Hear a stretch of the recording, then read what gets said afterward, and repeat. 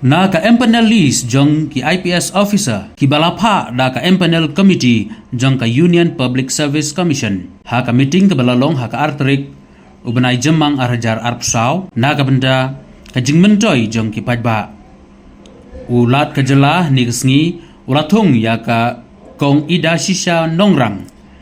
IPS kabadai ka Director General of Civil Defense and Home Guard Meghalaya Shillong kum ka Director General of Police jong ka jela Meghalaya. Ya ka niya lapan benada uskatri Shak Sorkar Meghalaya Home Department uba Cyril VD Dingdo IAS hendak kesngi ka khatbai terik ujemang arhajar arpsaw.